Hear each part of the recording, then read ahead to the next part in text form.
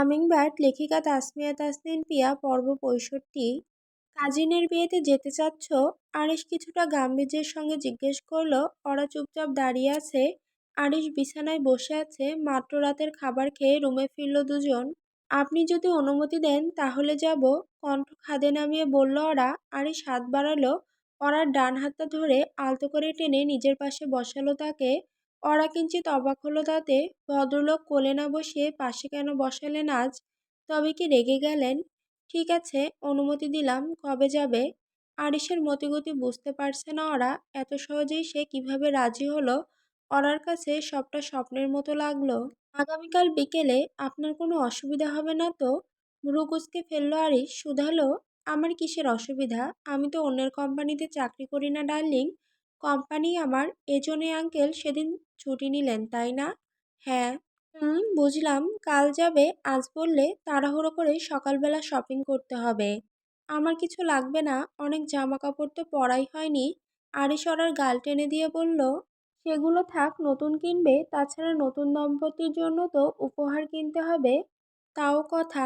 আরিশ কথার ফাঁকে ফাঁকে ফোনের স্ক্রিনে তাকাচ্ছে কেবল। বিষয়টা ওরার নজর এড়ায়নি। ফোনে কি এমন আছে যার জন্য বইয়ের দিকে মন নেই? অভিমান হলো হামিংবার্ডের। তার রাগীভূতকে কখনো এমনভাবে অন্যমনস্ক হতে দেখেনি সে। আজ যদি ওরা এরকম অন্যমনস্ক থাকতো তাহলে তো দক্ষযজ্ঞ বেঁধে যেত। মুখ গোমড়া করে মাথা নিচু করে ফেলল সে। আরিশ কাউকে কল করে কথা বলল কিছুক্ষণ।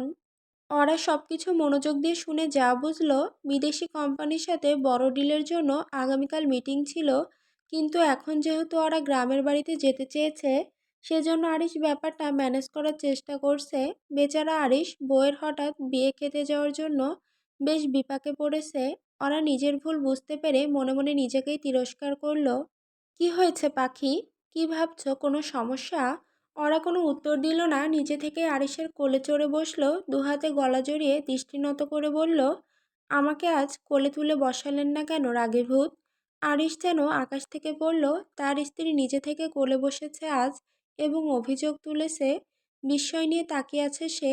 ওরা চুপ করে আছে। ওরা, জি। তুমি কি আমাকে পুরোপুরি ভালোবেসে ফেলেছ? আরিশের প্রশ্ন বুঝতে পারল না সে। মাথা উঁচু করে ভদ্রলোকের দিকে তাকিয়ে বলল, আমি কি আপনাকে ভালোবাসি না? পুরোপুরি ভালোবেসে ফেলেছি মানে কি?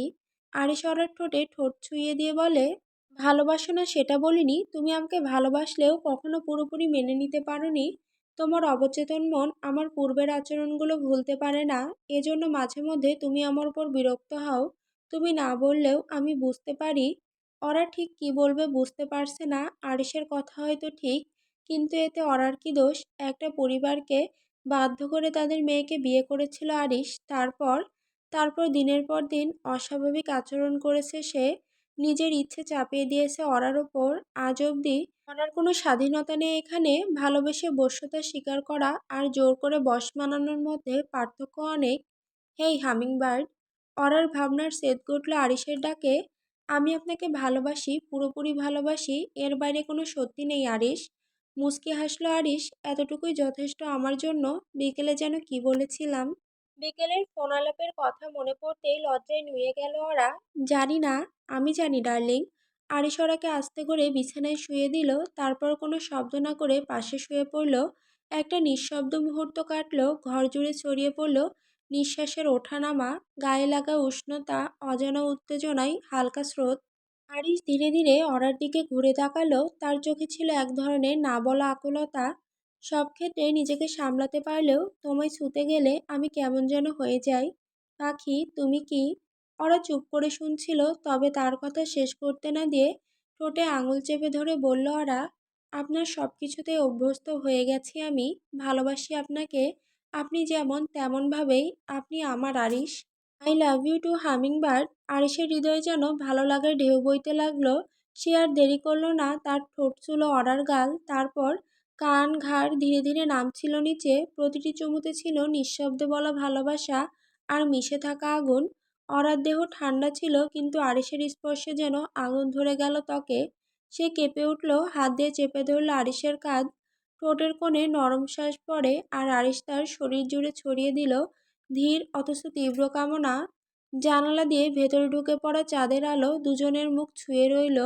শব্দহীনভাবে মিলিয়ে গেল ভয়, অভিমান। পরের দিন সকালে ওরা রোকসানাকে ফোন করে সবটা জানালো। ভীষণ খুশি হলেন রোকসানা, সোলাইমান, নয়নাও খুশি আরিশের আচরণে। মায়ের সাথে কথা বলা শেষে আরিশের সাথে শপিং করার জন্য বেরোলো ওরা। তবে মনে মনে ভয় ছিল, হয়তো গতবারের মতো আজও শপিং না করেই বাসায় ফিরে আসবে আরিশ। তবে তেমন কিছু ঘটল না আজ, কারণ আরিশ শপিং মলে ঢোকার আগেই ওরাকে ওড়না দিয়ে ভালো করে মুখ ঢেকে নিতে বলেছিল। ফলশ্রুতিতে ওরাও তাই করেছিল। প্রায় 2 ঘন্টার শপিং শেষ করে দুজনেই বাড়ি ফিরছে এখন। আইসক্রিম খাবে হামিংবার্ড? পাশাপাশি বসে আছে দুজন, গাড়ি চলছে। আইসক্রিমের কথা শুনতেই সেই প্রথমবারের কথা মনে পড়ে গেল ওরার। সেবার আইসক্রিমের বাহানা দিয়ে পালিয়ে গিয়েছিল সে। হ্যাঁ, খাবো। আরিশ একটু সামনে গিয়েই গাড়ি দাঁড় করালো। কোন ফ্লেভারের আইসক্রিম? আরিশের ঠোঁটের কোণে হাসি, তবে ওরার মনে হচ্ছে অন্য কিছু ইঙ্গিত দিচ্ছে সে। ব্যাপারটা বোধগম্য হতেই লজ্জায় অন্যদিকে তাকিয়ে বলল, ভ্যানিলা চকলেট। আর না, আর কিছু না। ওকে বসো, আমি গিয়ে নিয়ে আসছি। আরিশ গাড়ি থেকে নেমে জানালা দিয়ে উঁকি দিয়ে বলল, আগের বারের মতো পালিয়ে গেলে কিন্তু আর খুঁজতে যাব না। ওরা শব্দ করে হেসে উঠল। আরিশ আবার খুঁজতে যাবে না তাকে, হাস্যকর। পালানোর আর দরকার নেই জনাব, এই পাখিটা চিরকালের জন্য আপনার হৃদয়ের খাঁচায় বন্দী হয়ে গেছে। তাই আরিশ জানালা দিয়ে মাথা ঢুকিয়ে হঠাৎ করে অরার গালে ঠোঁট ছুঁয়ে দিল। অরার ভেতর যেন ঝড় বয়ে গেল, মুখটা গরম হয়ে উঠল এক নিমিষে। আরিশ হেসে দিল, তার চেহারার এক অদ্ভুত প্রশান্তি। ভ্যানিলা চকলেট আর আমার মতো হট কিছু আনবো? এই কথা শুনে ওরা চমকে তাকালো। ওরাকে কিছু বলার সুযোগ না দিয়ে আরিশ হেঁটে চলে গেল পাশের দোকানের দিকে। গাড়ির জানালার কাছে অরার মুখ ভেসে উঠছে, তার চোখে এখনো সেই হাসির রেশ, কিন্তু ভেতরে ভেতরে চলছে হৃদয়ের ধুকপুক। এই মানুষটা তার জীবনকে যতভাবে বদলে দিয়েছে, ততটা সে কোনোদিন কাউকে বুঝিয়ে বলতে পারবে না। আরিশ ফিরে এলো হাতে আইসক্রিম নিয়ে, গাড়িতে উঠে বসলো। আমার মতো হট কিছু পেলাম না ডার্লিং। ওরা আমতা আমতা করে বলল, পাবেন কিভাবে, আপনি তো এক পিসি। আরিশ হাসলো, আইসক্রিম এগিয়ে দিল তার দিকে। নাও, আপনিও খান, আমি ভ্যানিলা নিচ্ছি। আরিশ কাপ এগিয়ে দিল। তোমার প্রিয় ভ্যানিলা, তোমার মতোই শান্ত আর ধরা না দেওয়া স্বাদ। ওরা হাসলো, আর আপনারটা? চকলেট, একটু বেশি তীব্র, কখনো কখনো তিক্ত, তবে একবার অভ্যেস হয়ে গেলে ছাড়া যায় না। একদম ঠিক বলেছেন। এখন চলুন, গোছগাছ বাকি অনেক। হ্যাঁ চলো। সকাল থেকেই গ্রামের আকাশটায় একটা মিষ্টি আমেজ, হালকা রোদ আর হাওয়ার মাঝে কোথাও যেন বাজছে ঢোলের ক্ষীণ শব্দ। মল্লিক বাড়িতে আজ বিয়ের প্রস্তুতির আনুষ্ঠানিক শুরু। আগামীকাল গায়ে হলুদ, রাতে বিয়ে। চারপাশে খুপড়ি ঘর, কাঁচা রাস্তা আর কাক ডাকা ভোরে উঠানে চাল ধোয়ার শব্দ, সব মিলিয়ে সেই চিরচেনা গ্রামীণ বিয়ের গন্ধ। পুরো বাড়িটা রঙিন কাগজ আর ফুলের সাজে যেন নতুন প্রাণ পেয়েছে। সোলাইমান মল্লিক, তার স্ত্রী রোকসানা বেগম, ছোট মেয়ে নয়না আর বড় মেয়ে অরাকে নিয়ে সন্ধ্যায় নামার আগ মুহূর্তে চলে এসেছেন গ্রামের বাড়িতে। সঙ্গে এসেছে অরার বর আরিশ। ছোট ভাইয়ের পুরো পরিবারকে পেয়ে আজমাইন মল্লিক যেন হাতে চাঁদ পেয়েছেন। সোলাইমানের মা আঞ্জুম বেগম ছেলেকে জড়িয়ে ধরে অনেক আদর করেছেন। অরাকেও অনেক আদর করেছেন তিনি। সেই নিয়ে নয়না আবার গাল ফুলিয়ে বসেছিল। অরাকে দাদি বেশি ভালোবাসে, তাকে নয়। উর্মি ওরাকে পেয়ে খুব খুশি হয়েছে। অনেক বছর হয় দুজনের দেখা হয়নি বলে কথা। অন্যদিকে আরিশকে ঘিরে কৌতূহলের শেষ নেই। তাকে দেখতে অনেকেই ভিড় জমিয়েছে উঠানের একপাশে। শহুরে হ্যাল ফ্যাশনের দামি শার্ট, স্যুট, পরিপাটি করে সেট করা চুল, হাতে ঘড়ি, যার দাম শুনে কেউ কেউ ফিসফিস করে বলছে, ওইটা নাকি 1 লক্ষ টাকার। মাথা খারাপ? ওরাও কম যায় না, পরেছে রাও ডিজাইনের জর্জেট শাড়ি, সঙ্গে হালকা হীরের ঝুমকা আর হাতে চকচকে ঘড়ি, তার পায়ে এমনকি হিল জুতো। চাচি, ফুপু, প্রতিবেশীরা ফিসফিস করে বলছে, এই মেয়ে তো বিয়ের পর একদম বদলে গেছে রে। জামাই তো দেখতে রাজপুত, আর গা গতরে শহরের ছাপ। এমন জামাই পাইল কেমনে? বুঝলি না, ওরা ধনী পরিবারের, শহরে অনেক সম্পদ। নয়না তখন এসব শুনে হেসে ফেলে। অরার কানে এসব শব্দ গিয়েই পৌঁছায়, কিন্তু সে কিছু বলে না। শুধু একপাশে দাঁড়িয়ে আরিশের চোখে চোখ রাখে। আরিশ তখন চারপাশের উৎসুক মুখগুলোর দিকে না তাকিয়ে নিঃশব্দে বলে ওঠে, গ্রামে এসে তো নিজেকে মহারাজা মনে হচ্ছে পাখি। আপনি কি রাজার থেকে কম কিছু?